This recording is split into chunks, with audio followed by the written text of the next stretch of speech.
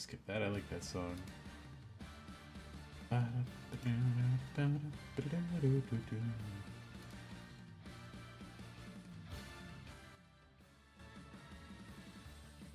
Good. So I've been sick for a couple days, so I apologize for the no streams on the weekend and for the lack of triangle strategy. That game feels fucking cursed to me now. I never get back to it. But I do plan to, and I will eventually, but I think it's unlikely this week because there's the Aetherdrift set release this weekend, and that one I'm planning to go to, but I think my purchasing for American products in the future is going to rapidly decline because of Trump's trade war bullshit. So that's going to be a consideration in the future for anything I purchase and my spending habits. And unfortunately, Magic is an American product.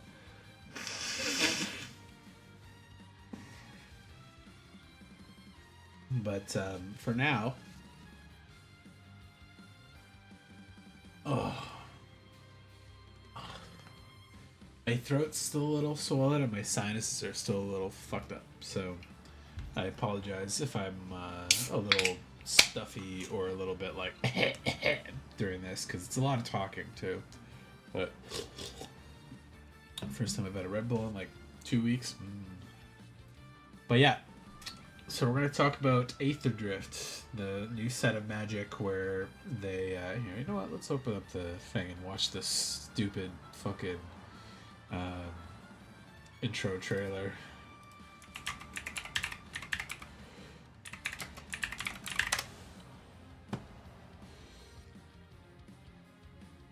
I really don't like this trailer. Ooh, that's some low quality. What the fuck?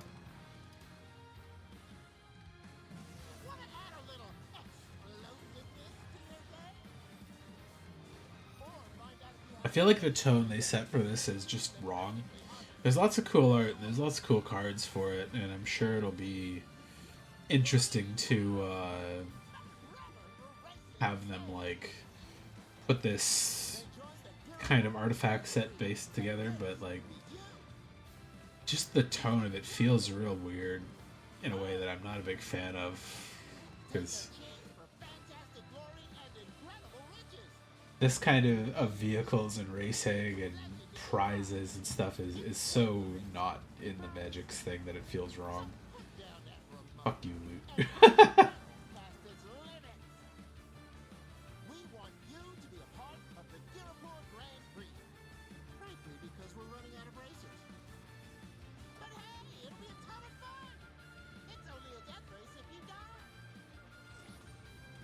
Like, oh, there's just they. Oh. I'm not like super precious about the like lore and like vibes of Magic normally, but it just feels like they're mischaracterizing their own characters a whole bunch every other set in a way that makes them like not feel like Magic characters. And this set, I don't know, that just doesn't feel thought out well. There are some decent story articles they wrote on it, but there's also a little bit of their design stuff, how this was like retrofitted from a different kind of design set initially. But anyway, we'll get into this. Let me close the window a little bit. So first things first, I'll go through and talk about all of these special guest cards that are obviously not the correct order of rarity here. But I'll go color by color, and yeah, we'll work our way through it nice and quick. Starting with the white tier. There's the white tier, the white color, and the special guest card there is Cavalier Dawn. 5 mana, 3 triple white is hard to cast. but it's a pretty effective body, 4/6 vigilance that destroys a thing, and you can give that person who owned that thing a 3/3 golem. When this dies, return an artifact or enchantment from graveyard to your hand, which actually is fairly effective in this set too. So there is value in this even as a special guest card, which some of the special guest cards have been hit or miss. It's like referring to a mechanic that doesn't exist in the set or something. Triple white makes this hard to cast, so I don't think it gets higher than like an A minus, but it's pretty strong. This is not special guest. Word of Invention. Improvise is always good in the artifact based sets where you can convoke your artifacts essentially to cast spells. Searching your library for an artifact with mana value X or less, put on the battlefield. I don't remember seeing any artifacts in this that like win you the game immediately, so this might not be as effective, but the art's cool. I actually quite like the art on it a lot. But yeah, it's not crazy effective. It's hard to judge where this one goes. Put it like a C plus. Triple blue is again hard to cast though. Thought cast. This one's better. Affinity for artifacts is a lot better than the convoke for artifacts. Sorcery, meh. But being able to pay 1 blue if you've got the right amount of artifacts and drawing 2 cards is just straight gas. Even getting this down to 3 total CMC is like still really good, and the art's nice too, so that's good. That's the last one of these for here. Okay, so Thoughtcast. Paying 5 for 2 is not that great, but A minus. Yeah. More stable to use this one. Easier to trigger, easier to cast. Less stable to use this one, but has a way bigger upside if you can do good with it. Lord of the Undead. There's a lot of zombies in this set because the Amonkhet stuff too. So this actually is just really good. 3 mana Lord that lets you get zombies back in the graveyard. You're going to be pretty stoked to play it like straight up at all times. 2 black is not as hard to cast as the other triple color cards there, so I would put this even like a little higher. And like its return a zombie from your graveyard cost is not very expensive either, so pretty good long game wise. Now this art's hilarious. Not as good of a card I think though, but it's whenever you discard a creature card, create 2/2 black zombies. Whenever you discard a land card, add 2 mana. And whenever you discard a non-creature non-land card, draw a card. It's waste not on a creature body, which is cool and is a very good card in certain decks, but I don't remember that much of a discard theme in this set. And in limited, that's always a little harder to trigger too, especially like mid to late game. You're not always going to have the stuff you need to do it. 5 mana, 4/4 bodies, not at rate, but if you could trigger him on the zombie side a couple times, you're pretty happy with like playing that, I'd say. And if you're in the zombie deck, I think you probably just snag it anyways. But I would put this at like a C plus for the possibility, but not much higher. Last of those ones. Evatic Blast. This is such good art too. Hey David, I've been okay. I'm getting better. Still like sick, like my glands are sore, and I'm still like feeling the like itchy sinuses kind of feeling. So I'm just like blowing my nose and coughing and stuff, but I'm recovered mostly, so that's good. Not feeling hot either. Yeah, I was like, after I got sick like 2 weeks ago with the flu, I was like, oh, I feel pretty good, but the like cough and the nose blowing never quite went away, and it just dragged for like an extra week until this last weekend when I was just kind of like, my sinuses, and I could feel like itchiness all throughout my face, and I'm just like, ah. So I think it probably just got me sick with another thing after. So But feeling pretty good now, and very little gross stuff coming out of my body anymore, so that's good. 2 damage to any target. One of the best deals 4 damage to any target if you control 3 more artifacts. This is gas. This card is great. I think this is easy to turn on, and it's just a straight better shock when you can. So, put up in B+. How about you? Is it just like seasonal weather getting you down, or like got like a COVID or something? Yeah, by triangle strategy, but sideways to code 1 and 2 triangle nice. Yeah, I'll get through triangle strategy eventually, and then you can judge if you feel like it's worth it with all the long gaps.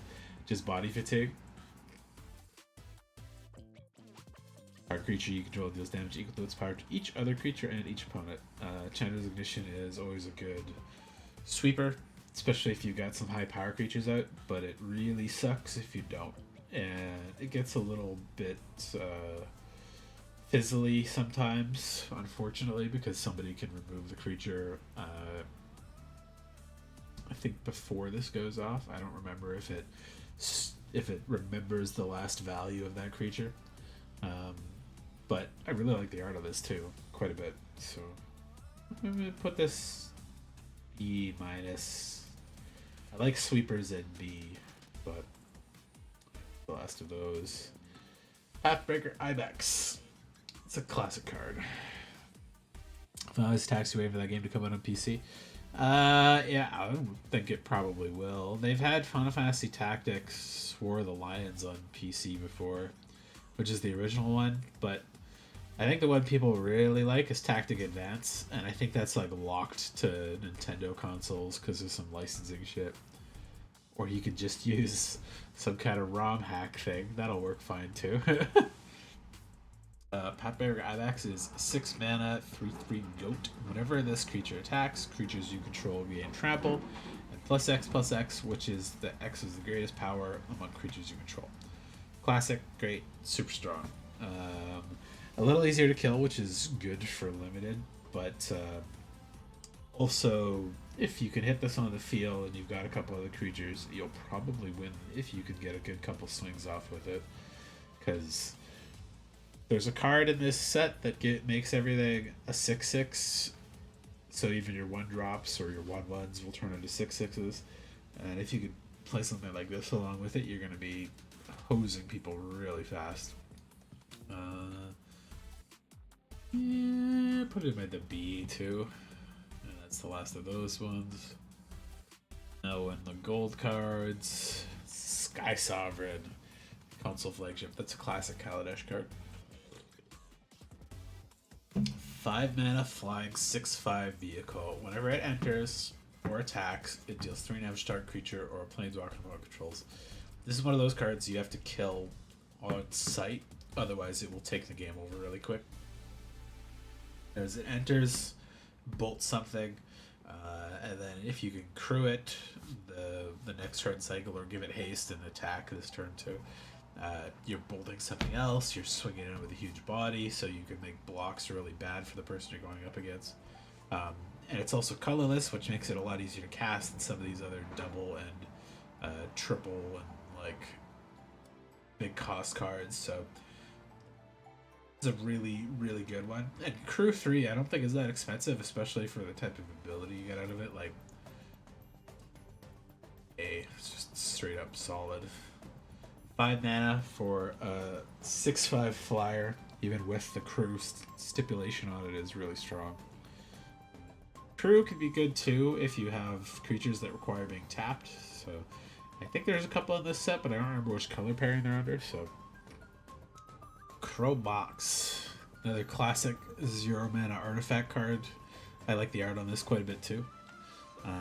Princess Herdur is the artist, which is a really weird name that I don't recognize, but when this artifact enters, you exile a non-artifact, non-land card from your hand, so one of your spells or creatures, and you can add 1 mana of any of the exiled card's colors.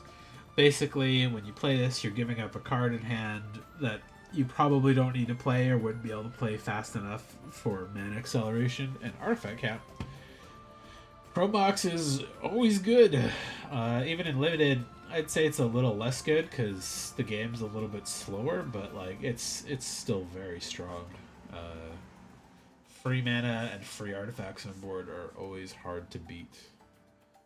And then the rest of that is regular. Okay, so let's go back and start with the white stuff here.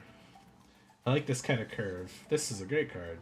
These are pretty good cards, and it gets a little better as it goes along. Alright, so Cloudspire Captain. Alright. 3 mana, 2/3 human pilot, mounts and vehicles you control get +1/+1. This creature saddles mounts and cruise vehicles as though its power were 2 greater. Yeah, so this is something new that pilots in this set get, is pilots traditionally would always power crew spells faster, basically, than regular creatures, because they're pilots, makes sense. But now they also interact with mounts in this set, at least. So this is a lord for those mounts and vehicles, which means you should play some more of those, or at least a few of the good ones you can easily crew and saddle. At its base level, 3 mana 2/3 is not that good. I'd put that at like a C-, but there's synergies here that make a little more sense, so I would probably stick this into a C+ area. Yeah, because Lord effects, they're not always the best, but if you can get 2 or 3 of these, you're in a really good spot. Okay, Canyon Vaulter. 2 mana, 3/1 core pilot. Whenever this creature settles a mount or cruise a vehicle during your main phase, that mount or vehicle gains flying till end turn. Neat, cool. 2 mana 3/1s I'm always really happy with because they trade up pretty well, and they're great in really fast, low curve, aggressive decks. And 3/1s I think are in that sweet spot of crew cards that you're gonna really like, because once you play this and you maybe get an attack or 2 off, and then they play something bigger and you can't swing through it anymore, now you can crew a vehicle and send that vehicle flying above. I like this, the synergy of it again, and kind of in the same spot. Like, I'd normally put this at like a C. 2 mana for a 3/1 is pretty standard, especially because it's a little squishy, but it's a little glass cannony. I don't think I would stick it above a C, but I think it's a comfortable C though. Bulwark Ox. Whenever this creature attacks while saddled, put a 1/1 counter on target creature. Sacrifice this creature. Creatures you control counters on them gain hexproof and indestructible until end of turn. 2 mana for 2/2 with extra abilities is always like a C+ essentially. Effectively, 2 mana 2/2 with like haste or trample or something is like a C nowadays, but this is easily good enough to be a C+. You do need another creature to saddle it, and it needs counters to do its secondary ability, but I think that's a pretty easy enough trigger to get some use out of it. The downside being this thing will be probably killed quickly every single time you play it. Like, it's either going to be something they blow up with removal, or they just trade blocks to safely get out of it there. But if you got stuff like these guys, you can buff them up a little bit, but yeah, I'd still put that in like C+. I don't think quite into B- territory though. Broadcast Rambler. It's a mechanical horse thing. 5 mana, 5/4. When this vehicle enters, create a colorless Thopter artifact creature token with flying. So this sets itself up to crew itself, which is pretty good actually for vehicles. 5 mana, 5/4 is nothing special. If it was a little cheaper, I'd probably rate it a little higher, but basically this isn't a creature till you crew it, so you're paying 5 mana and you're getting a 1/1, and then you sometimes have the ability to turn this on. It's not bad. Not good. Getting that extra power and the artifact creature that can crew it really takes it from average to like decent, but let's put that at C plus as well. I might bump this up to B minus. See how the rest of the white creatures go. Whenever this creature attacks, well saddled, untap it and put a 1/1 counter on it. That's a much better one than this one, I think, actually. It's more expensive, obviously, too, but 4 mana, 3/3, saddle 1. So you've got your extra 1/1 that can't attack anymore because of just being outclassed, and you want to save it up for blockers or something. You can start doing this and putting this out. It gives it pseudo vigilance, grows bigger every time. Especially if you can keep this alive for like 1 or 2 attacks, you're probably in a pretty good spot with it too. Again, it's on that expensive side for that kind of creature, so I don't know if I'd pick it super highly. But if you've got the support for it with the like crew guys and the guys that care about saddling mounts, then you're probably in a pretty good spot too. Yeah, it's better than a C. Alright. Brightfield Glider. 1 mana, 1/1 vigilance. Whenever this creature attacks while saddled, it gains +1/+2 and gains flying till end of turn. Saddle 3. I don't like this guy. I don't like him at all. I don't like saddling 3 power to get a marginal +1/+2 and flying. It's not terrible. The upside of this is you hold this guy back to crew something later or to block something afterwards. It's just chump blocking with stuff, but like, yeah, +1/+2 is not really good enough, but it is a great target to saddle and crew other things. Especially getting those early damage swings through when you drop this out. It's not bad. And like I like having cheap creatures available to block as well as attack. So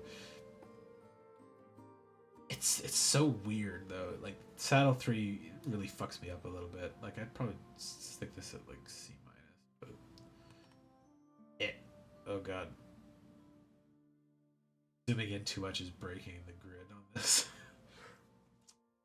Voyager Quick Welder, 3 mana, 2/4 robot artificer. Artifact spells you cast cost 1 less to cast.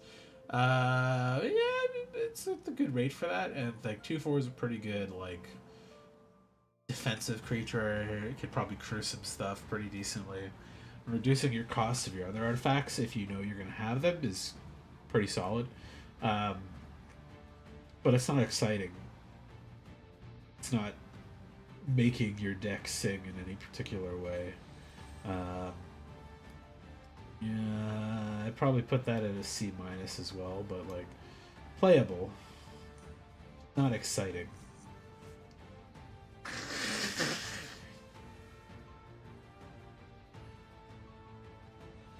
Apologize again for my runny nose, sinus issues today. Blech. Okay, here's a interesting vehicle. 1 mana, 2/3 vehicle that enters Scry 1. Tap 3 other untapped creatures you control. Until the turn, this creature becomes an artifact creature and gains flying and put a counter on it. That's really good. It's really, really good. I don't know if you remember this creature from Caverns of Ixalan. It's like a 1 mana soldier 1/2, and it's tap 3 other artifacts or creatures and put a counter on it and scry when you do that. And then when you have 3 or more counters on it, you can make it, or it gets flying and vigilance, so it becomes like a 4/5. If you've got go wide stuff, this is great, and like I'd be more than happy still to crew this at 1. And like swing in every couple times at that level, but like being able to make this a flying thing that gets reliably bigger is pretty strong, especially at 1.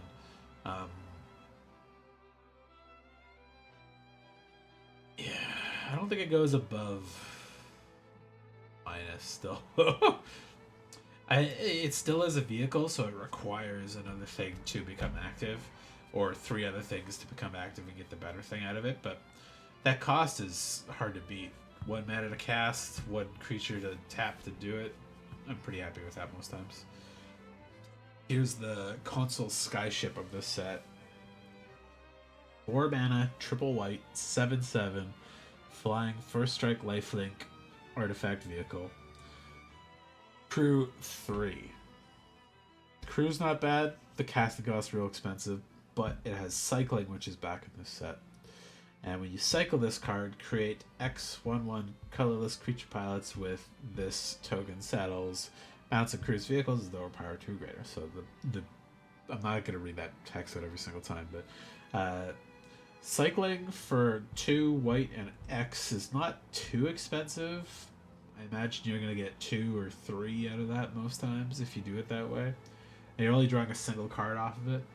But once you're able to cycle that for like 6, or sorry, like 3, 2, and a white, then you probably should just wait to cast it. But you don't get any bonus creatures out of it when you cast it either. So it really depends on what suits you best. But if you could put this on the board as the vehicle and you've got the guys to crew it, that's a game ender really fast.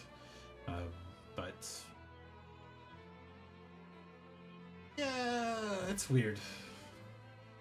The cycling cost is a little expensive, I think, to rely on that as like the main mode of play.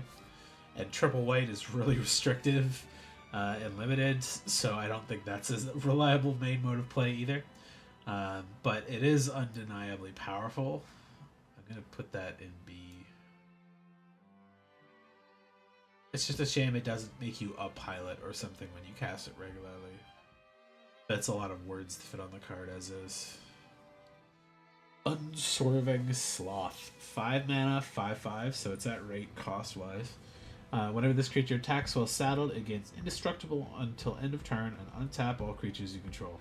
That's a good saddling high-end card. Saddling and crew, specifically. Because untapping all your shit is really strong, and you're getting a free attack with this, essentially, too, so this should be like your high end for a lot of these card decks, or sorry, these crew and saddle decks, I think, if you're in white. Saddle 4 is expensive, but this thing becomes indestructible. They'll have to probably double block it to kill it a lot of times, and you get all your stuff untapped and ready to go again. I like it, especially because they're untapped in your second main phase as well. Yeah, this... put that in a B minus, actually. Alright, tune up. 4 mana, return target artifact card from your graveyard to the battlefield. If it's a vehicle, it becomes an artifact creature. Just permanently. Straight up permanently. So, white's always had a couple of these kind of return a creature and artifact spells called like recommission and stuff like that. Sometimes they're really cheap and you can only bring back a limited amount of stuff for it, but 4 mana, bring back a vehicle and it becomes an artifact creature permanently is pretty strong, actually. This doesn't let you bring back a creature, though, which makes it kind of narrow. There are a lot of artifacts. It's weird. I think 4 is the right cost for it, but because it doesn't say creature on it, I think that actually makes it a lot worse. It's a story spotlight. There's Chandra and Loot and somebody with Duretti. Oh, is that Pia? That's Chandra's mom. I don't know why Loot's hanging out with Chandra without Jason and his mom there. Either way, though, I think tune-up probably sits at a C. No, I think it might be a C minus. Like, it's obviously quite powerful. You might have to play around it a little bit by, like, discarding or sacrificing vehicles, maybe with black or with red, to put them in the graveyard first. Can't always rely that somebody's going to be able to blow up your flagship. But cycling the flagship and then casting this on it's not a bad way to go about it either. It's just a little dependent for my liking, so... No. Swift Wag Assailant, that art's pretty cool. 4 mana, 3/3 Bird Warrior flying with Start Your Engines, which is the new mechanic in Aetherdrift for speed, which it's really annoyingly complexly worded, but it's kind of like the City's Blessing from Ixalan, where it doesn't trigger until you get a card that says City's Blessing, and then if you have the things to require it, you will get that City's Blessing. This is slightly different in that until you have something that says Start Your Engines, you don't get speed. But once you have something that starts your engines, every turn you deal, or your opponent loses life on your turn. At the end of your turn, you get an increase of speed up to 4, and then they always have a benefit of max speed, or whatever its current speed is like it gets plus X, whatever speed is, kind of thing.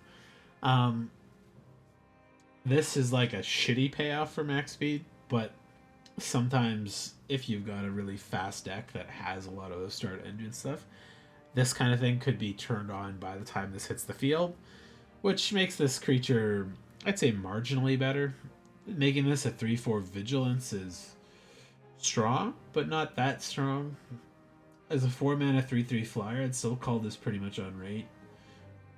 If you can turn this creature on and make it a 3/4 vigilance flyer for 4, slightly above rate. Flying is big and limited just because evasion is often quite rare. Yeah, I think I'll leave this at C.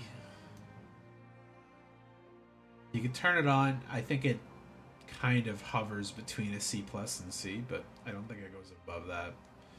+1 in vigilance is not exciting. Oh yeah, so there's also this cycle of vanilla legendaries that they added in this set too. So each color has an uncommon legendary creature with no abilities and generally a little undercosted abilities. So 2 mana for a 3/3 is a great rate. But because it's legendary, you don't want to have too many multiples because you can only cast one at a time without shenanigans. And the white one, I think, is actually the worst of the cycle by far. So it's not a very exciting stat line. The cost is not very exciting. And it being an artifact, all the other ones are not artifacts, actually makes this more vulnerable to removal in this set. It's already only at 3/3, which is pretty easy to kill. There's a lot of damage spells and destroy creature spells that do that. But because it's an artifact, you're going to have all the cards in this set that say destroy target vehicle, creature, or artifact, or enchantments and stuff, and they all hit this one in a lot easier way. Especially if there's like a red style card. It's like 1 mana, destroy target artifact. If you control it, get a bonus. If the opponent controls it, they get a bonus, kind of thing. Like, okay. 2 mana 3/3, not exciting enough to be super excited for. But if you had it, you'd probably still play it, because like curve-wise, it's good. And just on the default part of the card, I'd still call it like a C. I don't think it's good enough to break into C+, especially with the artifact typing kind of hurting it a little bit. Everybody that talks about this one, and I agree with it, probably should have been a 1 mana 3/1, or like a 3 mana 4/3, or something like that. Or if this was a 2 mana 3/4, I would have been like super on board with it, because it puts it out of that range of common damage spells and gives it a good defensive base. But the artifact typing just feels like a downside. Alright, so you got a 2 mana 3/2 vehicle. When it enters, scry 2, and it's a crew 1. That's, I'd call that like probably the best of the cheap vehicles you want to play. Crew 1 is easy, 2 mana is easy to cast, just get a small ability off of it, turning one of your 1 manas into your 1 power creatures into a 3/2 to swing with, that you're not worried about this dying particularly. Not bad. It's not exciting. because there are definitely like uncommon and rare vehicles that are more powerful than this, but I call this like a C. I wouldn't be unhappy to play this in a couple decks and like turn it on every couple turns, or turn one of my like bad 1/1s to block and trade this into something they have. I'd be okay with that. And like getting the Scruff, it's just a little bit of icing to make it like a better thing, but I don't think it's good enough to go up above that. Basri, the white Gideon replacement Planeswalker that got D Planeswalker sparked. I like his cool desert cats there though. Basri is tomorrow's champion. 1 mana, 2/1, legendary human knight. You can pay 1 white and tap Basri, exert him to create a 1/1 cat creature token with lifelink. And exert means when he's tapped, he gets a stun token essentially, but they didn't have stun token. Stun counter is set up then, so he just doesn't untap for 1 turn. I really wish they just errata this right here to exert him and like give him a stun counter, and I would have just made that like easier. Cycling, 3 mana, discard a card, draw a card, and when you cycle this card, cats you control gain hexproof and indestructible to end a turn. I think that's pretty narrow. I don't think there's a lot of cats in this set. I know there's a couple, but not that many. But that's more of a standard EDH kind of thing. But as a 1 mana 2/1, very happy to play him. And making a lifelike creature every couple turns, that's great too, honestly. I'd be very happy to toss him in and just have him make cats the whole game. And this isn't a sorcery exert or anything, so you can do it on the opponent's turn or yours or in response to stuff, which is quite nice. And worst comes to worst, if you're just unwilling to cast him, like you draw him turn 7 or something, and you want to just cycle him, you can do that and get a card replacement for him. So I'd stick him at like a C+ easily. I don't think he's statted good enough for whoops, going up into B. Spectacular Pileup. I saw this board wipe already, and I actually really like this one. I like cards like this for removal that remove indestructible and protection off of creatures. All creatures and all vehicles lose indestructible to turn, and then destroy all creatures and all vehicles. Cycling just gives you that little bit of icing. If you don't need this, or you can't hit the double white, or it's like turn 1 and you really need an extra card, or turn 2 or something, you can go for this. The art's pretty good, the cost is good, the cycling is good, the effect is awesome actually, so I would stick this easily up into B+. Alright. Skyseer's Chariot. 2 mana, 3/3 flying vehicle. As this vehicle enters, choose a non-land card name. Activated abilities of sources with chosen name cost 2 more to activate. Crew 2. So this is like a constructed card, generally.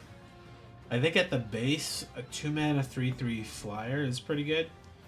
Making it a vehicle bumps that down a step, I think. But if this is game 2 or 3, and you're able to know they've got a planeswalker or they've got a creature that has a mana sync ability, like they have a Basri and he caused you a lot of problems in game 1, you could call that out. But I think in most cases you're not gonna know the name of the cards they're playing when you drop this, so you're just gonna be playing this as a 2 mana 3/3 flying vehicle. And that compares pretty spot on with this one, where like this is what I'd consider like the baseline of a pretty good vehicle. That rare one is a little better in the toughness. You don't get the scribe, but it is flying. And it requires a little bit more to crew. But I don't think crew 2 is hard. I think crews start to suck when they're at like 4 or 5, because you're crewing it with like 2 or 3 creatures to get it there. Which means you're really like nerfing your attack. So unless you're getting a really good swing or effect out of it, like If you're getting this to swing in, you're really happy, but that's only crew 3. If you're getting console flagship to swing in, that's really good, but that's only crew 3. So those are really good artifacts, or really good vehicles to crew. But they're also really bad vehicles. It'll be like, it's a 6/6 and it takes a crew 6, and you're just like, oh. I think they've learned, though, and they've kind of tried to make the vehicles kind of more of like a trade-off one way or the other, but not just like a bad creature attacks with it. So Sky Series Chariot gets a C+ for me because of the flying and the decent cost and decent crew for it. I don't think that activated ability thing is going to matter much in limited at all. It'll matter sometimes, but like 5 to 10% of the time you're not going to get it right with that. Salvation Engine is the big mythic vehicle for white. 5 mana, 6/2. Other artifact creatures you control get +2/+2. So that means all vehicles when you turn them on, and anything that is just an artifact creature naturally will get that bonus. Whenever this creature attacks, return up to 1 target artifact creature from your graveyard to the battlefield. This feels a little too slow for limited. I might be wrong, and this might be a really slow set, but the whole racing theme doesn't make me think of something that should be slow. So I don't particularly like this one. Crew 6 is too much, I think. That's where I think those crew abilities become a limit, because you're either crewing 2 of those pilots that crew is 3/3s or whatever, or 2 other creatures, or 3 other creatures if you're playing like white weenies or something. But the effect is really strong, especially if you're in a heavy vehicle deck or a heavy artifact deck. But yeah, it doesn't have flying, it doesn't have trample, it's just a big dumb bruiser or blocker. Like, it's really odd. Like, I feel like this is gonna have a combo somewhere, but I don't think it's gonna sit in the limited one very good. But 5 mana, 6/10 that you can turn on, sometimes get his stuff back. Like, I can't rate it too low, but I don't like it. It automatically is a lord for your other stuff, so if you have a couple artifact creatures, this automatically makes them quite a bit better, and it's not that expensive to cast. It's I'm rating it kind of high, but I don't think you should play it most of the time unless you're just in that particular kind of deck. Roadside Assistance, 3 mana, enchantment aura. Enchant creature or vehicle. When this aura enters, create a 1/1 colorless pilot token with this token styles, mounts, crew, blah blah blah blah blah. China permanent gets +1/+1 and lifelink.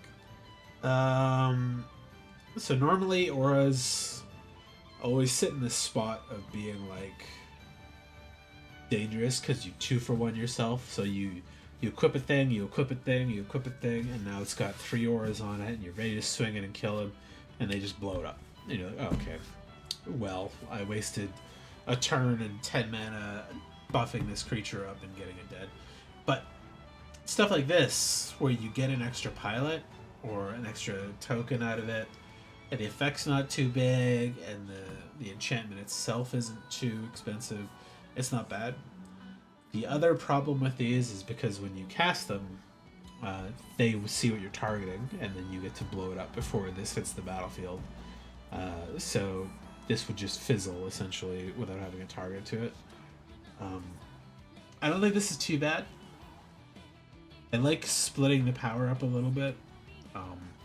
Those kind of effects in limited always tend to be pretty strong.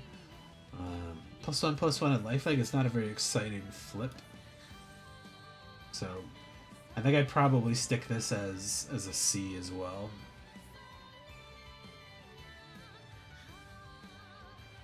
It would almost be nice if this didn't target a creature when coming in. Like if it hit the battlefield, made the 1/1, and then you could enchant this to a permanent or something, but I don't know how they'd have to word that differently so this doesn't target. But it is what it is. Okay. Ride's End. 5 mana instant. This spell costs 3 less to cast if it targets a tapped permanent and exile target creature or vehicle. 2 mana exile tapped creature or vehicle is really strong. 5 mana, still pretty strong, but yeah, it's good. It's good.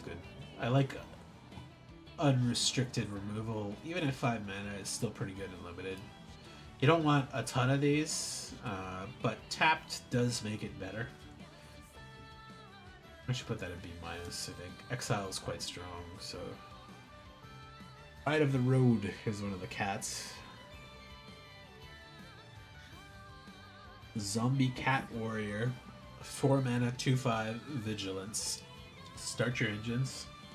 I don't like start your engines at like 5 mana. It's too fucking slow. At the beginning of combat on your turn, target creature or vehicle you control gains double strike till end of turn. That's only at max speed though. So that basically means you'll play this guy turn 4, maybe turn 3 if you're lucky. And then it's going to take you till turn 7 or 8 or 9 in the best case of scenarios to get this to max speed, which starts making things get double strike.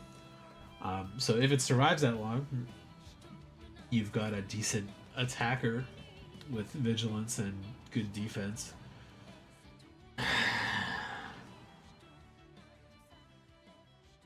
I think in most cases you're going to be playing this as a 4 mana 2/5 with vigilance. And that's still not bad. That's pretty nice and defensive. It lets you crew stuff in response on blocking or swing in with relative no fear of getting stuff blown up. But yeah, the start your engines coming on an expensive card and max speed being the only thing that matters about it sucks a little bit. I'm gonna stick that at C.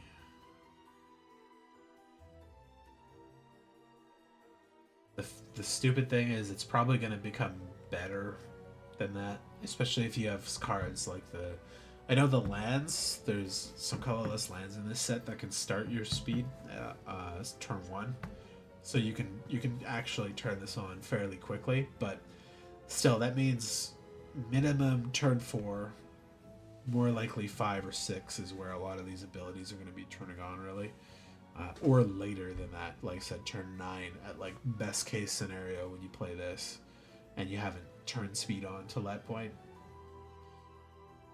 Without those things to get it early and like continually trigger it,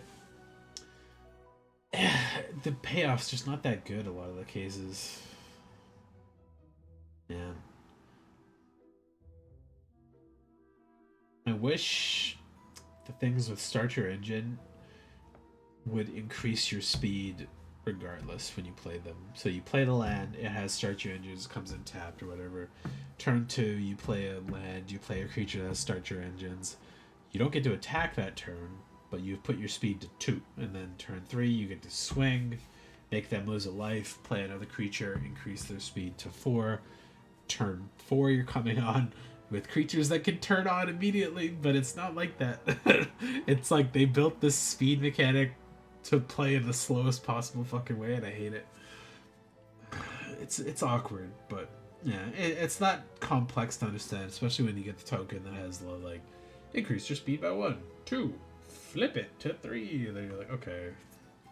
But yeah, not excited about a lot of these. Alright. 3 mana Perilous Snare artifact. It's got loot locked up in a cage, which is really fucking funny because everybody hates loot. Start your engines. If you have no speed, starts at 1. Increases once each 2 turns when opponent loses life. Max speed is 4. This artifact enters. Exile target non-land permanent opponent controls until this artifact leaves the battlefield. At max speed, tap, put a counter on target creature or vehicle you control. Activate only as a sorcery. I don't think this deserves to be a rare. Normally these are common or uncommon enchantments, but they're sticking this at rare because it has starter engines and because it has a repeatable ability at max speed. Um, but unlike the enchantments, making an artifact makes it a little more vulnerable to removal. Enchantment removal traditionally, like, it can't be done in blue, black, or red, but artifact removal can in a lot of cases. Um, but in sets like these that are artifact based, they tend to give some of those things a little bit more versatility. So like red will have some stuff, green will have some stuff, blue might even have something that's like turn an artifact into a 0/0 creature or something, like some shenanigans with it. So I think this actually makes this like a little bit of a downside. But they put it at rare because the speed and the max speed ability are kind of going to make it stronger overall. But it is unequivocal removal. I want to put it at like B minus minus because I think making an artifact makes it worse. All right, nesting bot. 1 mana, 1/1. Start your engines at 1. Good.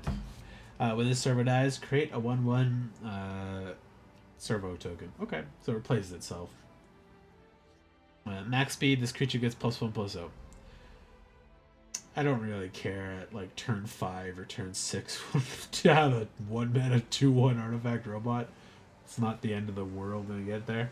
But I do like that it replaces itself, so you're happy to trade it as a chump blocker or to sacrifice it to something.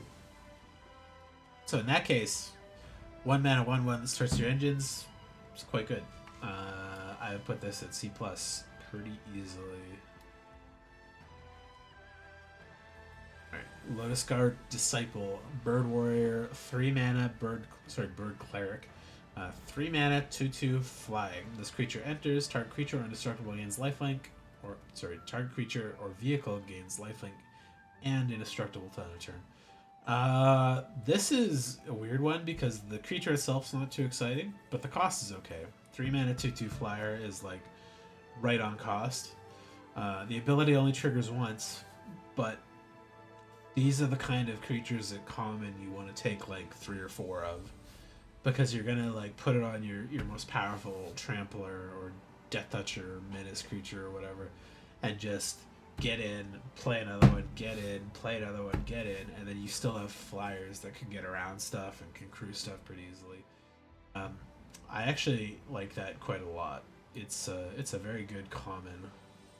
I'll put it at C+, and it might become like one of those insta-grab commons you see sometimes in sets where it's like, this card's just too good to turn down in a lot of cases. Okay. 1 mana, enchant creature or vehicle enchantment. Start your engines at 1, which is nice, but you need to have something to enchant, so this is almost never being played on turn 1. Enchanted permanent has +1/+1 and vigilance. At max speed, you may cast this card from your graveyard. This is... They've done a couple cycles of these at 1 mana before, where it's a very simple effect, like 1 white mana, creature gets flying and +1/+1 or something like that. But you can cast it from the graveyard, but for paying like 3 or 4 or more or something for it. But this kind of effect is great, actually. I'm totally happy to drop this early, trade in with the creature, have this get blown up or whatever, and then be able to bring this back. And Vigilance with the crewing and the saddling stuff does have more of an upside than normal. So there's good stuff you can do with this. But it's not that exciting. It's only 1 mana, and it's only a +1/+1 in Vigilance. But replayability is always really nice. So I'm going to give this a C+ as well. I actually quite like that card. Alright. Electrian Armory. 4 mana artifact. Creatures you control have +0/+1 and Vigilance. There's another Vigilance enhancer. Okay, at the beginning of combat on your turn, Choose up to one target mount or vehicle you control. Until end of turn, that permanent becomes saddle if it's a mount and becomes an artifact if it's a creature. If you pull some really good vehicles or mounts, this is an auto pick for you. It's still kind of slow, though. I don't like how slow the white set's feeling when they should be quite fast. And +0/+1 is not exciting. Vigilance is nice. The toughness buff is not that exciting. But turning your big vehicles on without having to tap your creatures and giving stuff vigilance, I think, is actually very strong in this set too. So good, but not that good. Okay. Light Shield Parry. This is about as good of a white giant growth as you're gonna get. +2/+2 is not bad at all.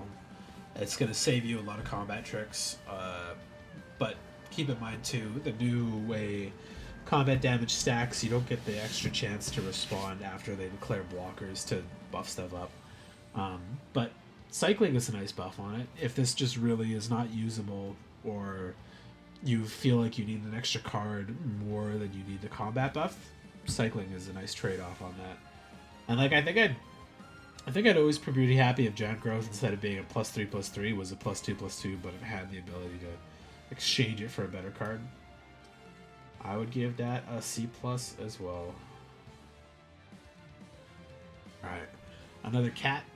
2 mana, 2/2 cat scout. Leonin Surveyor. Start your engines if you have no speed, so it's a 1, blah blah blah blah blah. During your turn, this creature has first strike. Max speed, exile this card from your graveyard to draw a card. That's a pretty good one too. So it makes no illusions that this creature will survive that long. And paying 3 to exile card from your graveyard, draw a card, is not a bad cost at all. It's very payable and very usable. And this being a 2 mana 2/2 with first strike, almost all of the time it matters, is absolutely C+ territory for me. Drawing a card later, I think, is absolutely not a hard thing to turn on, especially if you're starting your engines early with this. And then turn 5 or turn 6, you hit max speed, you need an extra card, you've kind of started to run out. This is like right in that sweet spot of good costs for abilities. Interface Ace, 2 mana 0/4 robot pilot. This creature saddles mounts and crews vehicles using its toughness rather than its power. So it's a 2 mana 4/4 only when you're crewing or saddling. Whenever this creature becomes tapped during your turn, this ability untap it, and this ability triggers only once each turn. This is a good one for your crews and saddles, because you essentially get to untap it and have a blocker available. A pretty good blocker too. 0/4 is pretty solid for 2 mana. Artifact, I think, makes it a little suckier, but you're still pretty happy to do that. But yeah, it's good. It's just good. Like, this is the kind of thing you want to have to turn on your crews and your saddles, because it'll tap and then it will untap, so you'll have a blocker ready after your swing goes through, and you could still crew another vehicle on their turn, but it won't untap. But it doesn't matter because it untaps on your turn anyways. So you've got a lot of good choices with it. I think I'd put this in a C+ as well. Kind of funny that I put more commons than like uncommons up in the C+. I think the uncommons here are just a little off feeling for me so far.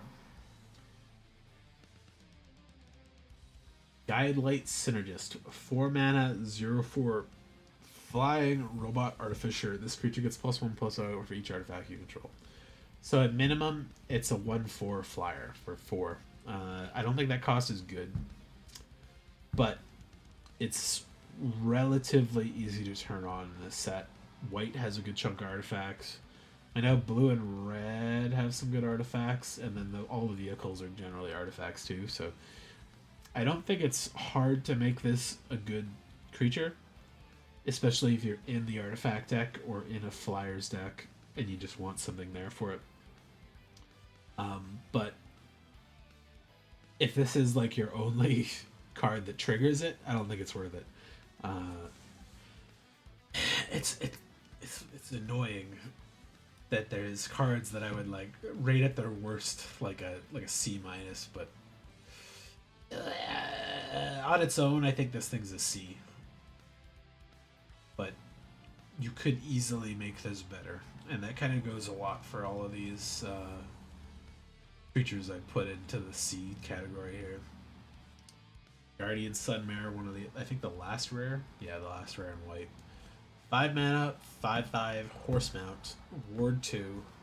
Already that's good above rate for the protection.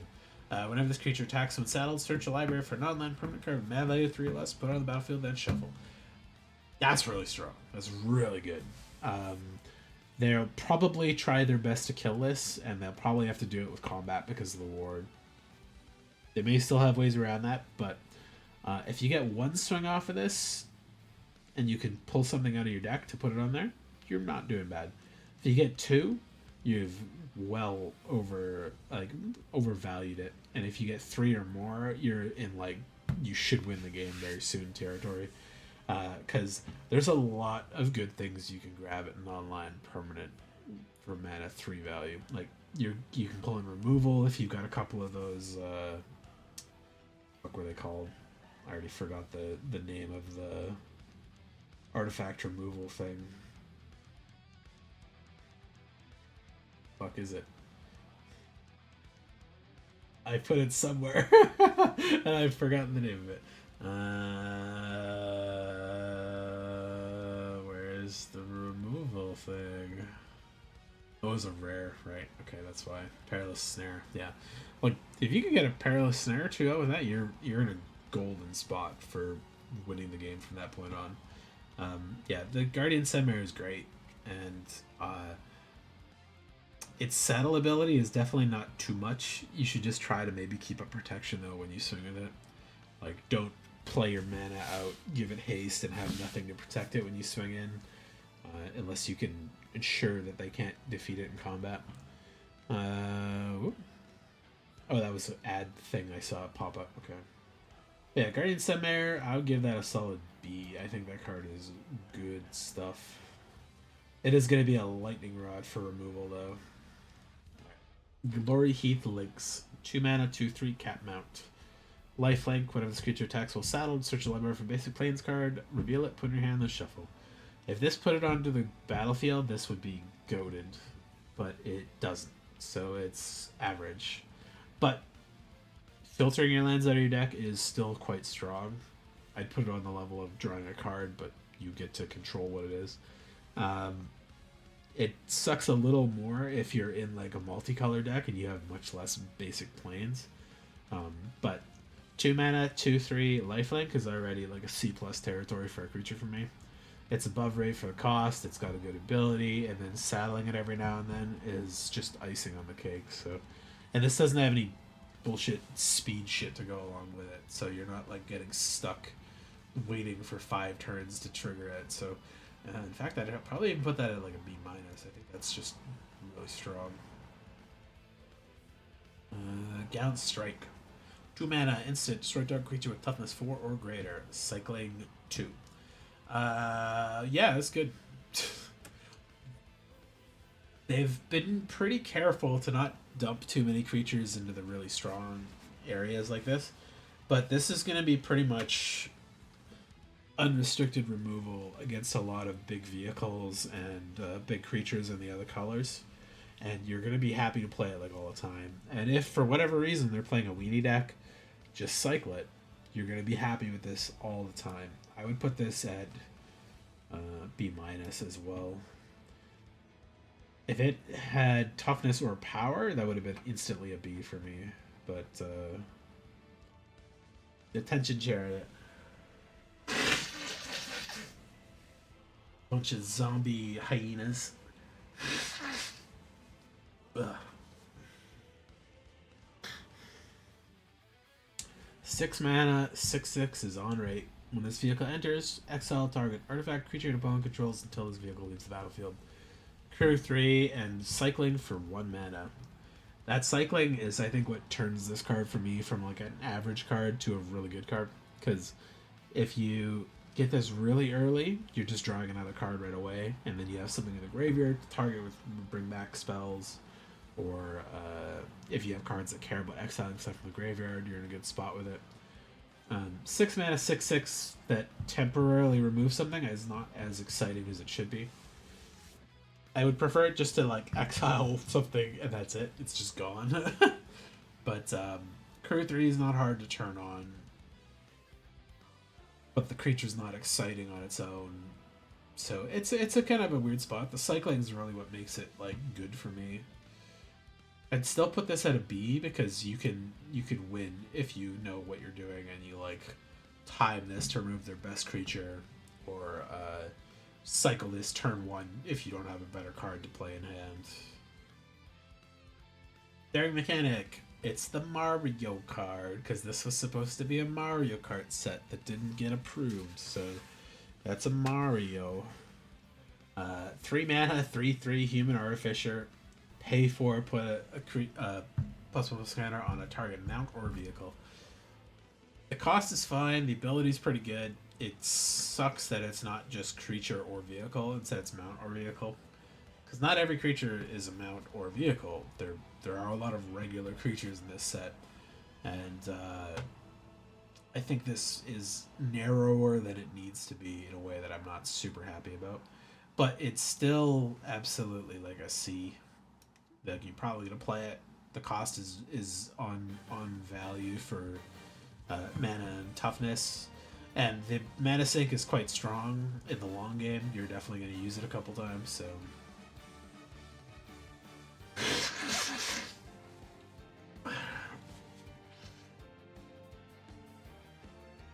Okay, so Collision Course. The damage-based thing with a Destroy artifact. Stable on Jet.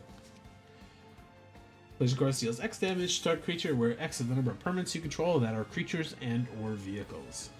It's a nice little buff to these normal spells, because normally they're just creatures you control. So in a lot of cases, I think this deals 2, 3, or 4. Maybe not too much more than that.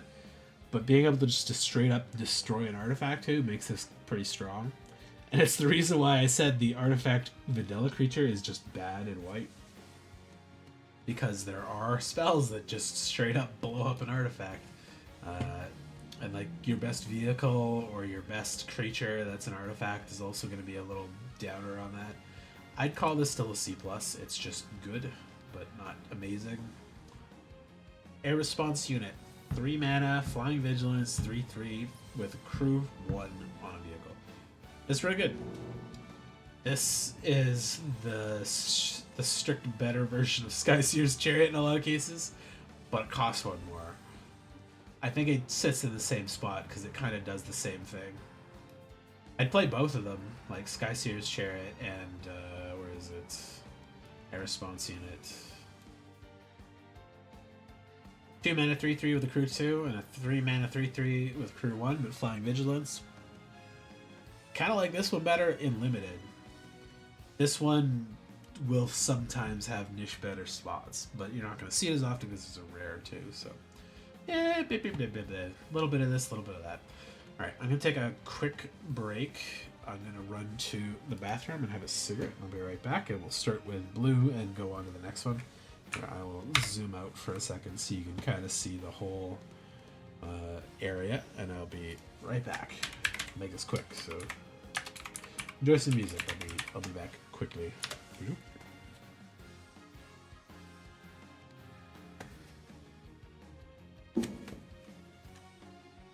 Where's my phone? What the hell? Did we leave it somewhere?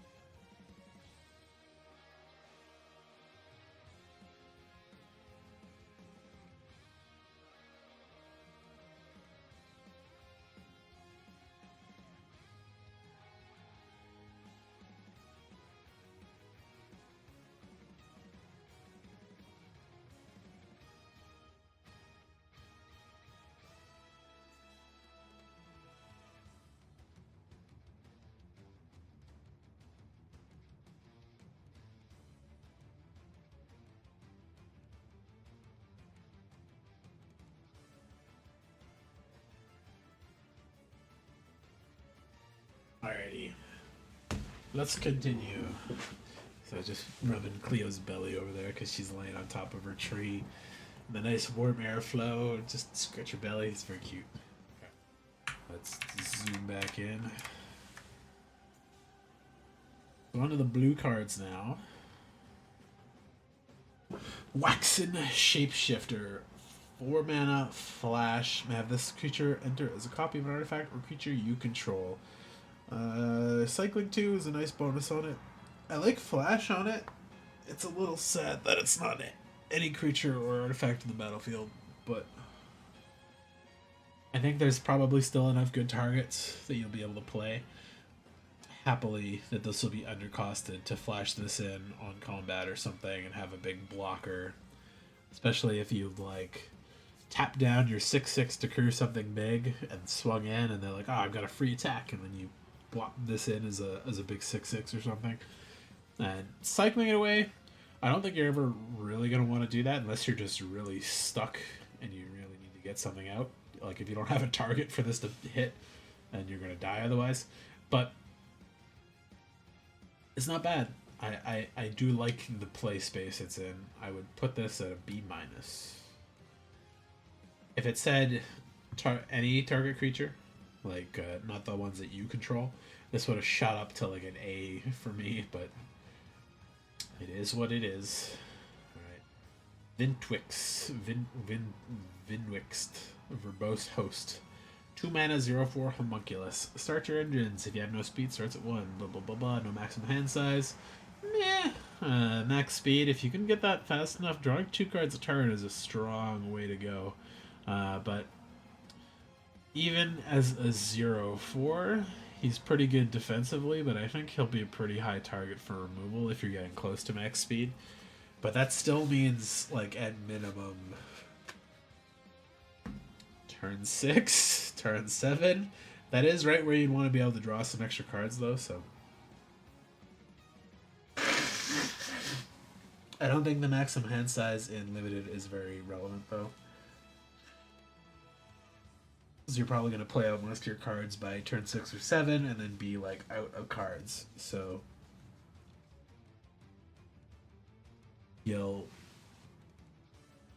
probably not hit that in Limited. You may, but it's not likely. I still think this is pretty good, though. I'd put him at C+.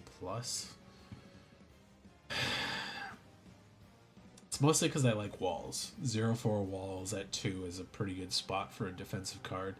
And if it has that upside, like starting your engines and eventually getting to a point where you could draw cards, it's not bad. But you know what? He's back down in C. Right. Jace's Unstoppable Plaid. This is one of the cards in the set that I was like, holy shit. 3-mana enchantment, beginning of your end step, untap all non-permanents you control is it's pretty good. It's pretty good, and especially in blue. I don't think they needed that. It's less of a great thing, I think, in Limited, because you're not going to have as many mana rocks or relevant things that need to be untapped that can be abused. But in Constructed, this is going to be a house card, like being able to like remove extra stun counters, untap your mana rocks to be able to do counter spells, or things that have repeatable annoying tap abilities on them. This is going to be a house card in probably a lot of stuff for a long time.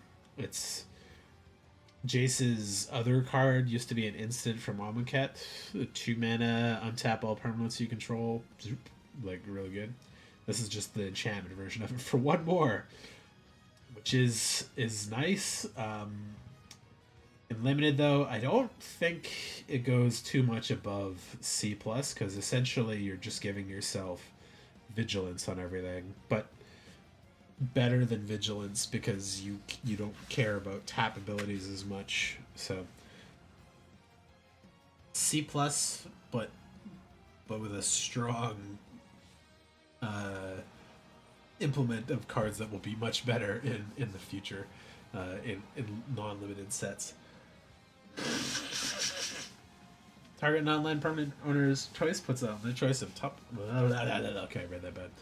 Target non-land permanent owner puts it on their choice of top of library or bottom of the library. These cards are always valuable and limited.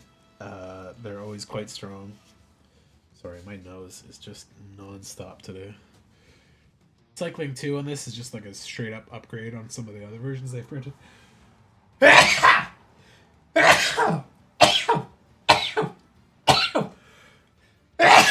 my god. Ugh, sorry. Kind of sneezed on my arm there. I'm sorry. But yeah, this card, 4 mana instant with this effect is pretty normal for a limited set. Oh my god. Oh. But the cycling on it is a little bit better. I mean, just if there's, for whatever reason, you don't need to do it, you got that ability to trade it off. So I would stick this in probably B-, I think. Alright, and Transit Mage. This is, now they have completed the cycle of TR something Mage, Treasure Mage, Trophy Mage, Trinket Mage, Transit Mage, this one. I think there's one more missing. So now they've got one that's like 1 or less, 2, 3, 4, 5, and 6+. In limited, the artifacts at 4 or 5, this is actually more relevant than a lot of the other ones, because the other ones are like, get an artifact with mana value 1 or less is not usually too relevant and limited. There's not a lot of like moxes and things, but 4 or 5s in that kind of sweet spot of like, you play this, get your big vehicle in your hand, and then you can play it and crew it immediately with this guy. The art sucks, but whatever. It's not that it's bad, it's just a really odd choice of art that I don't understand, but the card itself is good. I would also put that in C+.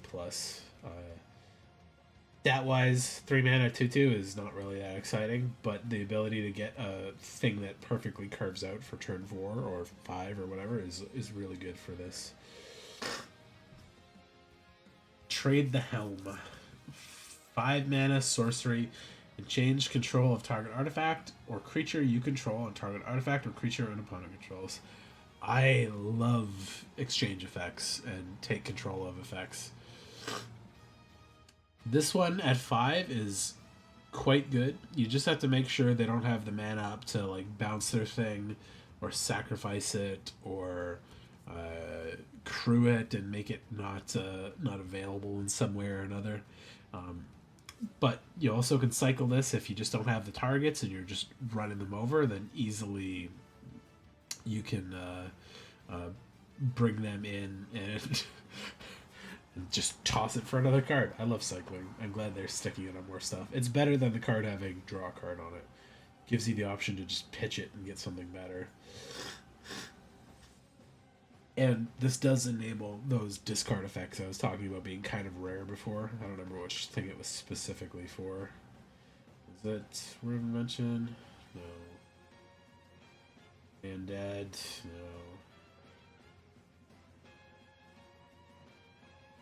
One of those cards. Yeah, there we go. Bone Miser. So if you've got this, and you've got the cycling cards, probably blue-black, you're not a bad spot for triggering this a couple times. But, yeah, trade the Helm. It's probably not always going to be viable. I think that should mark it down a little bit. But I personally actually really love these cards a lot. So I'm going to stick this in C+ as well. It's not removal, but it's debatably better than removal if you're able to trade your 1/1 for their Sky Console ship or something like that. If that's what you have the setup for. Just be aware that they can't fizzle you easily. Thopter Fabricator. 3 mana, 4/4, flying vehicle. That's pretty good cost. Whenever you draw your second card each turn, create a 1/1 colorless Thopter token with flying and crew 2. So the nice thing with this is this doesn't have to be a creature to trigger its ability. But as a creature, this is actually like very good cost and crew value. Like I was talking about Sky Seer's Chariot and Air Response Unit being like probably some of my favorites in the crewable stuff in white. They don't have a good flyer that's equivalent to this. This is just better. And you won't be activating that draw 2 every single time, but blue is the color you can be in easily to do that. But even if you only activate that second card thing like 2 or 3 times, you're pretty happy with it to have a couple extra flyers around that you can crew stuff with, or chump block, or just get in for extra damage. That card is great. Does it go to B? I don't think it quite goes to B. Yeah, I think because it's a vehicle, I'd stick it down into B minus. If this was a mount or just a creature, I'd probably stick into B. But yeah, it's a little bit more investment, which I think makes me devalue it a little bit. But stock up. 3 mana sorcery. Look at the top 5 cards of the library. Put 2 of them into your hand, and the rest of the bottom of your library in any order. This is like a strict better divination, except I think divination's an instant, which is better than a sorcery. But being able to dig 5 and keep 2 is pretty good for 3 mana, and it's not restrictive on what cards they are. Anyways, it's just pick 2 out of 5. Yeah, I would put this on C+ pretty easily. Not draw either, so it does get around some draw stuff, and kind of in a bad way compared to when you want to trigger a second draw for this. But this is a nice way of wording it rather than saying like scry 5 and draw 2 or whatever. Like this is just simpler, but it is also very, very powerful for what it is. Stall out. 2 mana sorcery. Put tap target creature or vehicle, then put 3 stun counters on it, and the cycling too. I love these cards getting cycling on them. That makes them much more versatile in the long run of things. This is in regular limited things. I would say in a lot of cases, this is putting a creature out for the rest of the game. A lot of times. I'm guessing this is going to play slower, this limited though, so this may not actually be like a keep this creature out of combat till the end of the game, but I still think it's going to be pretty valuable. Like it's good tempo, and I like cycling on it. Although this is the kind of card I probably would never cycle. Like I'm going to hang on to this unless I'm just hard stuck on not getting blue for several turns or something, but like I'd be always happy to just push this away by casting it on something. I will put that C+. The blue shell from Mario. One of the other cards that didn't make it to their the Mario Kart set.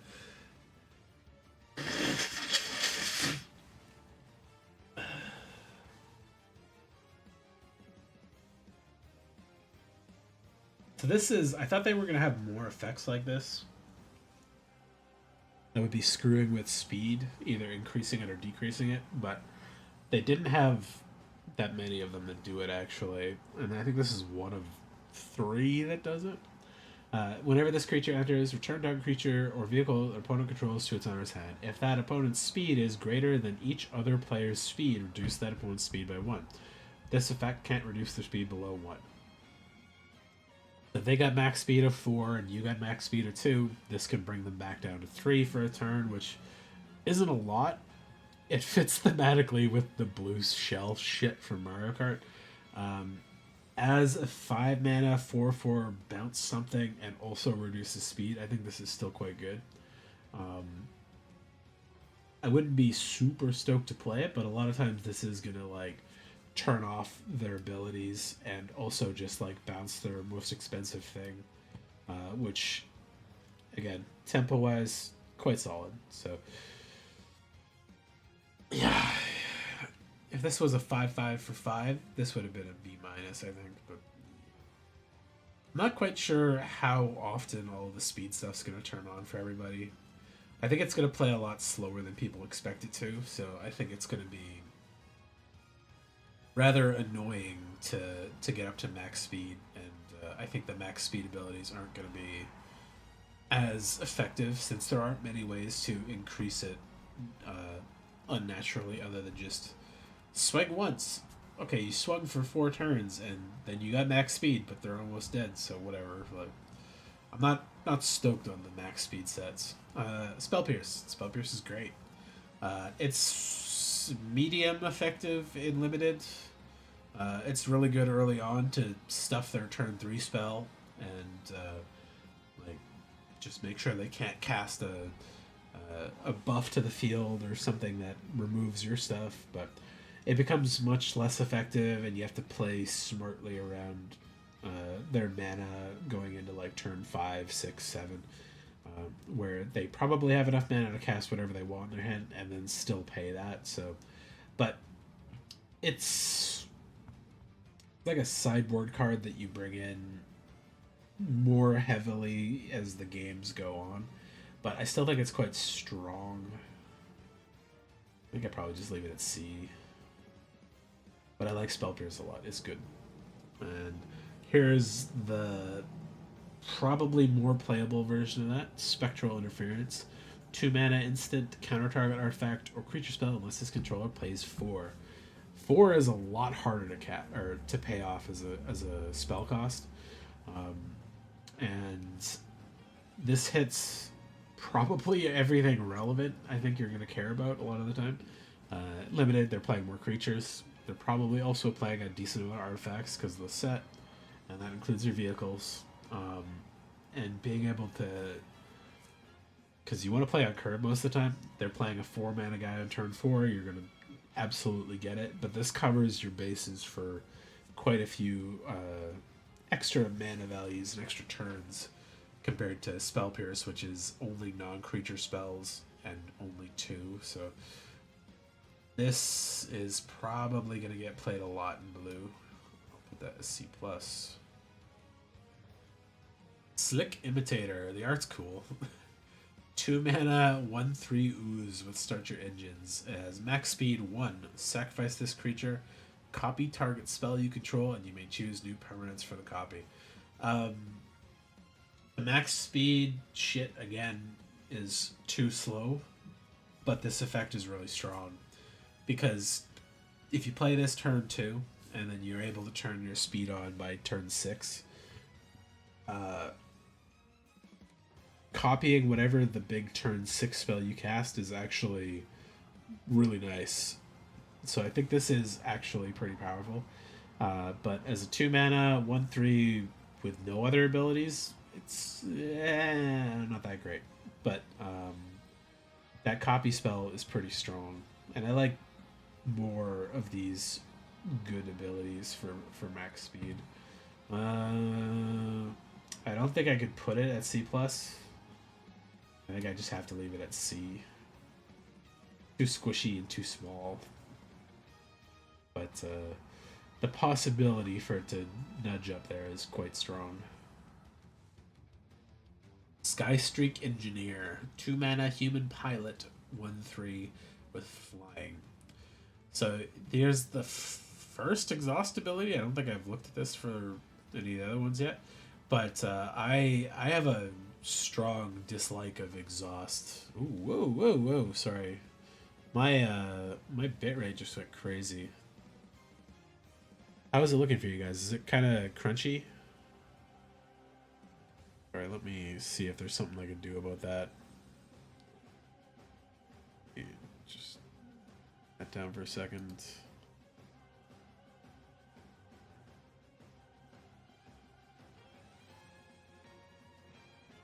I don't know why my bitrate got so fucked up all of a sudden, but...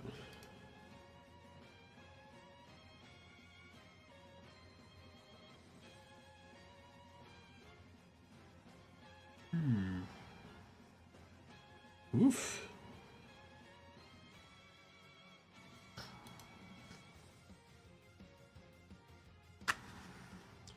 The bitrate looks good, but it's dropping frames like crazy. I don't know why it's so crunchy right now. I'll finish blue and then I'll do a quick restart. Maybe there's just some random connection that's not having a good time right now. Skystreak Engineer. I have a little bit of problems with exhaust. Thematically, I don't think it fits very well. It does fit cars and vehicles, but they're mostly on creatures, and it's not an exhaustion mechanic like Exert is, where they tap them, they get a better effect, and then they're tired, so they don't untap for an extra turn. This one's just pay a thing, they get some counters, generally. As a 2 mana, 1/3 flyer, I don't think this is that great. I'd put it at like a C, C minus. As a 3/5 flyer, it's quite good. Mana sinks, I think, are also quite good. The fact you can only do it once is not really a big hindrance because it's pretty good once it's in that second phase. The flying is strong. I think because of the exhaust ability, I want to put it as C+, but I think because it starts so kind of squishy, I don't think it can go any higher than a C, so we'll just leave it there for now.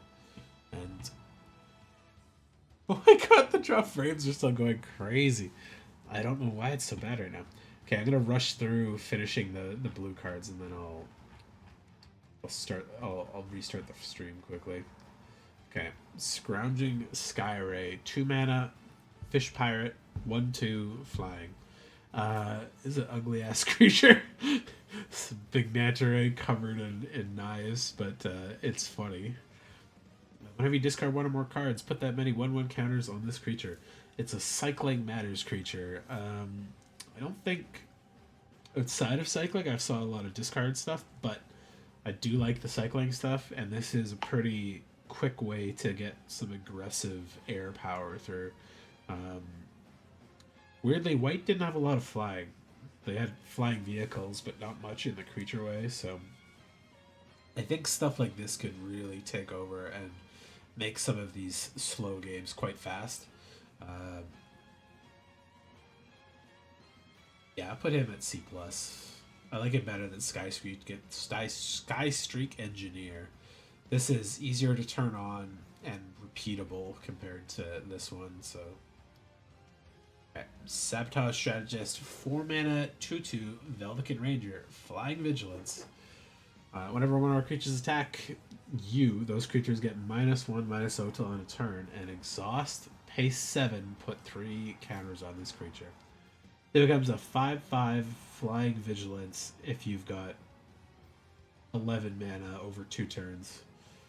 It's not bad. It's really, really strong, actually, and the debuff on attackers is pretty good, too. A 4 mana, 2/2 Flying Vigilance is... but the exhaust ability is quite strong. A minus on attack is kind of not that strong, but still pretty strong. It's a weird spot. I think he has a C+ as well. Roadside Blowout. I like the art on this one. 3 mana sorcery. This spell costs 2 less to cast if it targets permanent with mana value 1. So it's got a bounce a thing, draw a card. Okay, that's good. 3 mana, I'd still be pretty happy to play that. At 1 mana, I don't know how many 1-drops there are going to be that are going to be value targets to hit with this. Because I think a lot of things are going to be tokens or like shitty creatures you don't care about in a lot of cases. Unless somebody's throwing a bunch of enchantments or counters on something, then maybe it's not so bad to hit it with it. But 3 mana, draw a card, I'd still be pretty happy to play this regardless of that cost. So I think this just is a straight minus. Yeah. River Churn Monument. It's got the big stupid frog on it from with a water park. Also, I had some discussions with friends about how the new frog god from Amonkhet is like... they made it super sexy for some reason with the big frog head on top, but It is what it is. I think it's appropriate for like a fertility god of Egypt or something. Yeah, my drop frames are just still going up. Okay, I'm gonna speed this up a little bit. Okay, River Monument, 2 mana artifact. Pay 1, any number of target players each mills 2 cards. If you pay 4, tap any number of target players each mills cards equal to the number of cards in their graveyard. This is a weird game ender randomly in blue for blue mill, which, and you don't need a lot of other cards to trigger this because they're gonna get cards in their graveyard naturally just from cycling, destruction, combat trades, stuff like that. And if you could mill them 3 or 4 times with this to put them at like an extra 10 cards in the graveyard, you could just empty their deck, which is pretty strong. And I think this is going to be a slow enough set that this is very doable. I think this is actually like a... I wouldn't put it up there. I think I'd put it at a B minus. Like, it's a little bit of a build around, but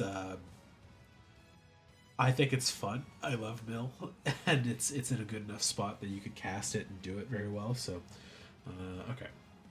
Let's keep speeding through these. Repurposing Bay. Really nice art. 3 mana artifact. Pay 2, tap, sacrifice another artifact.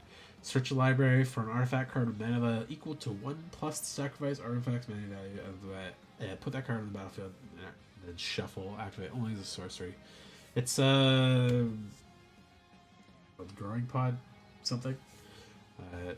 We've had a couple different versions of it throughout the years. As an artifact-based one, I think there's more of a constructed tilt for this. I don't think it's that good in limited. There are enough artifacts you could definitely do this, and especially if you know your best artifact is like a 5 mana and you've got 3 or 4 mana creatures going around, you could probably still have this like go off well in a way that matters, but I wouldn't worry about it so much. I think this is a C minus for me. It's one of those things that, like, if your deck can support it, you'll be happy to have it. But I don't think in a lot of games this is going to be the card that, like, you want to slam in there. Ranger's Refueler. 2 mana, vehicle, 3/3. Whenever you activate an exhaust ability, draw a card. This vehicle becomes an artifact creature permanently and put a counter on it for 4. As a 2 mana, 3/3 vehicle with no other abilities, I don't think it's that good. I think it's actually kind of poor. But as a 4/4 creature that you paid 6 for, yeah, it's still pretty bad. Also, I don't think the exhaust abilities are like... I think they're quite overcosted, and they mostly just put a counter on stuff. I don't really enjoy them. And I've only seen like 4, I think, so far in these colors, so it's a weird spot for it. Like, this obviously draws a card off itself, but I'd still wouldn't rate it that highly. If you've got the cards for it, it's probably better. Drawing a card off of activating those abilities is going to be fine, I think. But it's still going to cost you 6 or 7 to do the exhaust ability, and I don't really think it's a good play most of the time. Possession Engine, 5 mana, 5/5 vehicle. When this vehicle enters, gain control of target creature and opponent controls for as long as you control this vehicle. That creature can't attack or block as long as you control this vehicle, but it can crew. Steal their best biggest thing, use it to crew your shit. It's good. It's just good. And if that creature has activated abilities, tap abilities, crew, or saddle abilities, you can activate those. It just can't attack or block, which is, in this kind of set where a lot of things are multi-versatile, I think this is actually like super, super good. That being said, this is vulnerable to it dying and then them getting their best thing back, but I'd still play it. I'd still play it happily. Nimble Thopterist. 4 mana, 3/2. When this creature enters, create a 1/1 colorless Thopter artifact creature token with flying. 4 mana for a 3/2 is not a great rate. Getting an extra flyer out of it still kind of leaves it below rate honestly, for a 4 mana. But splitting the bodies up and having a flyer and an extra artifact on field probably is going to matter a little more. I, it's going to be good, but I don't think I'd put it above C. Muyenling has been de-sparked, and now she cares about boats for some reason. Whenever this creature enters, create a 3/2 colorless vehicle artifact token with crew 1. Vehicles you control have flying. Whenever one or more creatures you control with flying, specifically, deal combat damage to a player, draw a card. There's a lot of flyers in blue. As a 4 mana 2/4, I probably still would have played her pretty happily and like been like in an okay spot with it. Getting a 3/2 on top of that is actually a fantastic split of power there. Even if she gets blown up, you still got a 3/2 vehicle you can crew. Giving your vehicles flying is already a huge buff if you've got a couple good vehicles.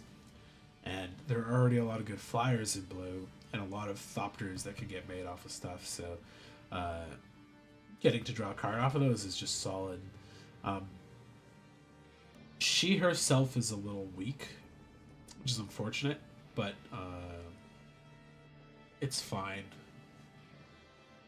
It's weird because it's powerful in a bunch of different ways, but the creature itself is not that strong. I would put her in B-, I think, because she enables a lot of things, but she's not like changing the board state on her own. Okay. Mindspring Merfolk, 1 mana, 1/1 with a X blue exhaust ability. Draw X cards and put a counter on each merfolk you control. I don't remember that many merfolk in the set. And because you can only do this ability once, it's not like this card's going to get huge fast or anything. But being able to draw X cards is still really strong, especially in blue. You're always happy to do that. At best, I think you're going to get maybe 2 or 3 creatures with counters on it. I don't remember how many merfolk are in this set. Let's see, is there any obvious ones here?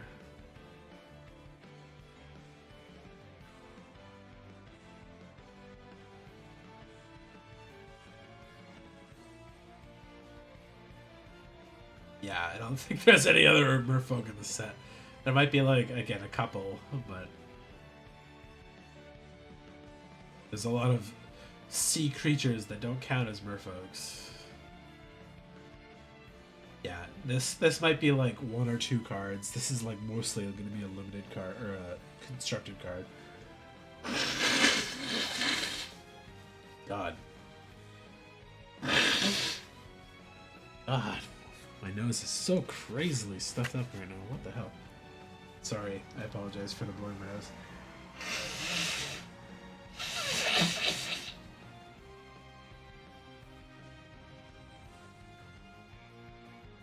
Okay.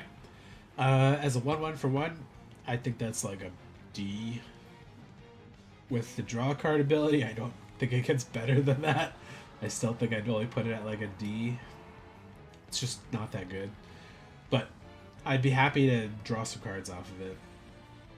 And it's not a sorcery ability, which does mean you can chump block with it and pump the mana in to draw some stuff off of it, so yeah, okay.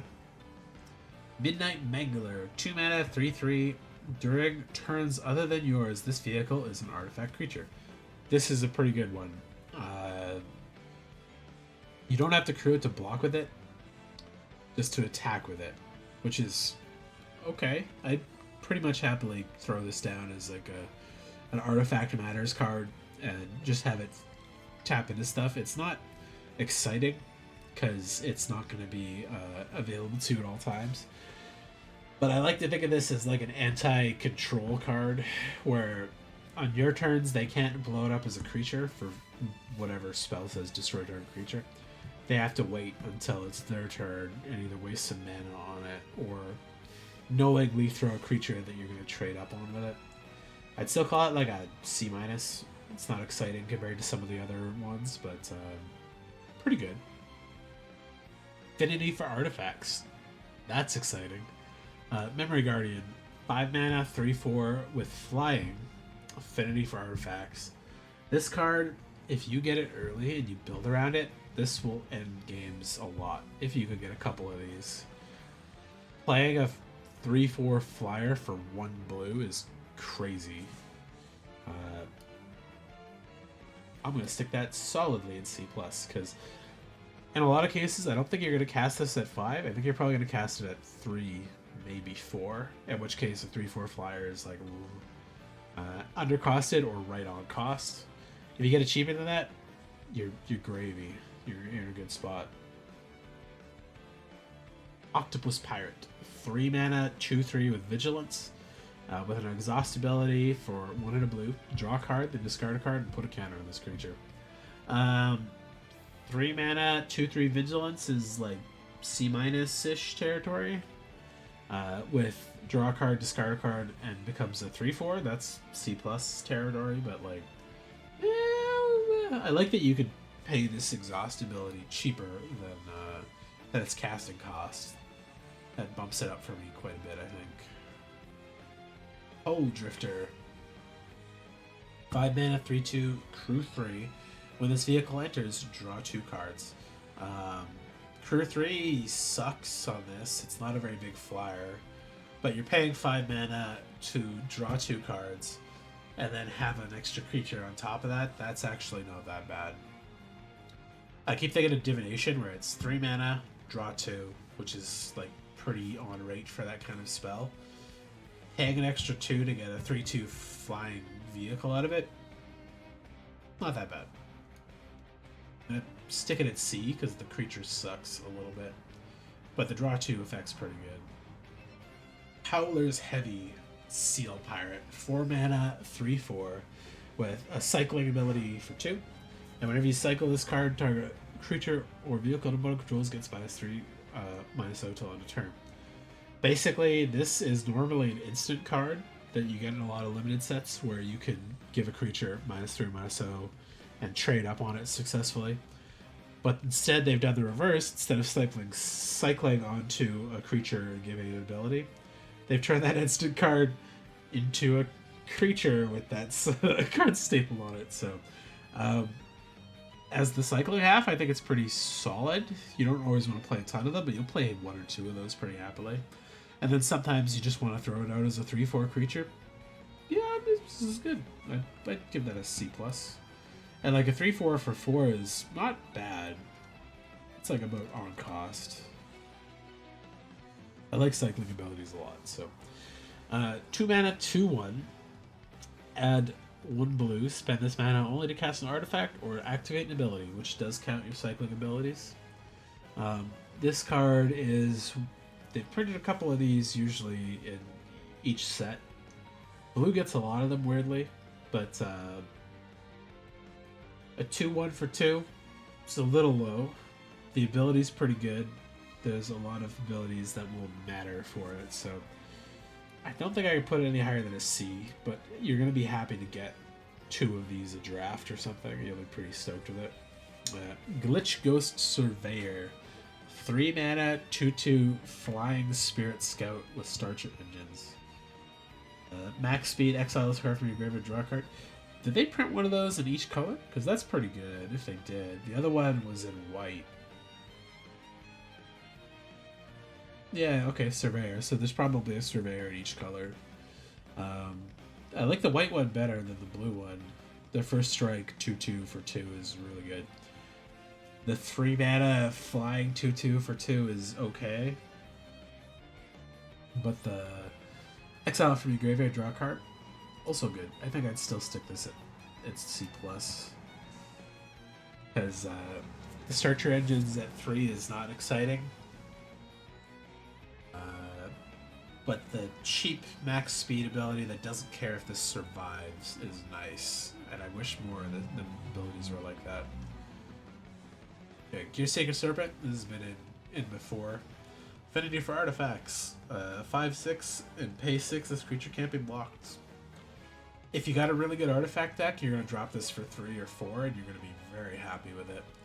Because then you'll be able to curve out, making this can't be blocked, finish the game off in 4 solid turns. I I think this has gotten a little weaker than normal. I don't think I'd put it up at B-. I think it's still in the C+ area. Because newer iterations of this have given them ward or been a little bigger overall, so... but I think this will be easy enough to turn on for pretty cheap, and you'll be pretty happy to do it, so it's good. Flood the Engine, 3 mana, enchant creature or vehicle. When this aura enters, tap enchant permanent. Enchant permanent loses all abilities. It doesn't untap during its control's untap step. This is like pacifism, which is not really not in white this time.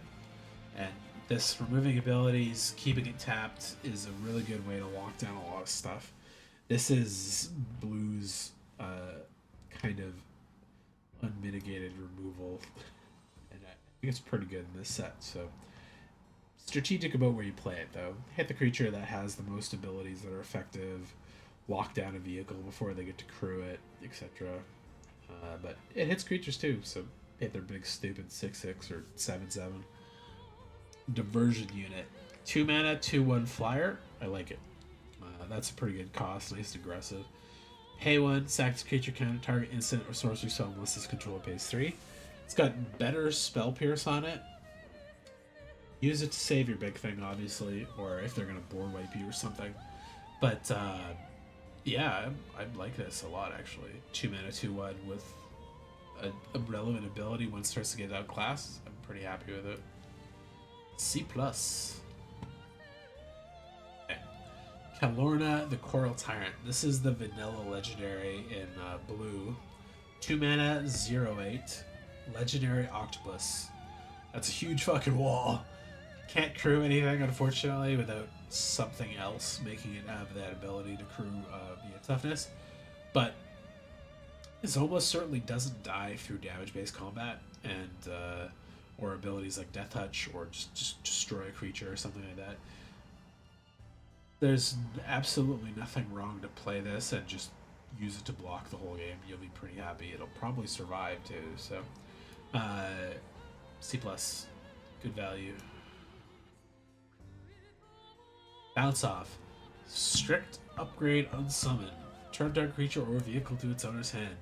This is an unmitigated B for me. It's just good. Unsummon's always great. It's fantastic tempo. You're going to take it almost all the time when you have it. Just bounce their spell. Oh, they cast their whole turn to cast this. Bounce it to their hand. And then you bounce the next 2 biggest things because it only costs you 3 mana to do it. This also hitting vehicles just makes it better too. Because there are vehicles that have other abilities that are relevant other than their attacking or enters abilities. So I would stick this as a straight up B for blue. Aether Siphon. 3 mana artifact with start your engines. Pay 2, draw a card. Whenever you draw a card, each opponent mills a card. A nice addition to the mill stuff. And I think this will be a fun thing to make Turbo Mill back into Standard, which will be fun. But it is slow, and it doesn't do you a lot when you play it, other than start the max speed up. If you have that mill win-con River Churn Monument, this becomes better. I think this is a C- on its own, though. It doesn't do anything for you, and it does start you to draw extra cards if you have that care about draw 2 stuff. But on its own, not that exciting. Okay, I'm gonna quickly zoom out here, and I will pause the stream, and I'll come right back, see if I can't stop whatever this fucking drop frames leakage is going on, and then I will continue with this. So I'll be right back. Just put that in chat anyways.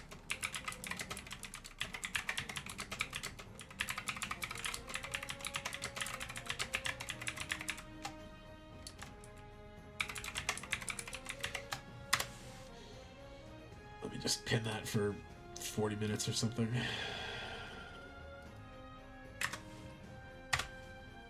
Okay, there we go. I'll be right back. See you guys in a minute.